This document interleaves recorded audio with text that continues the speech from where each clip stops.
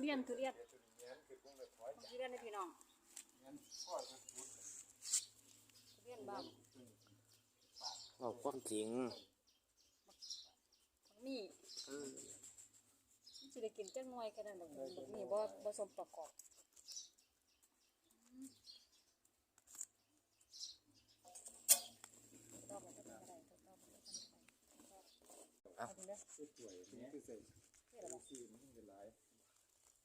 ว้าว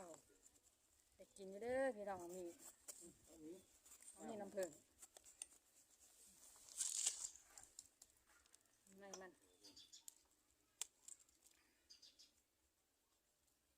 เดี๋ยวก่อนจะชิมมึงว่ามันแสบบ่ว่าล่างไหม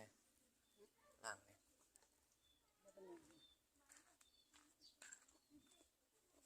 น่าแสบหวาน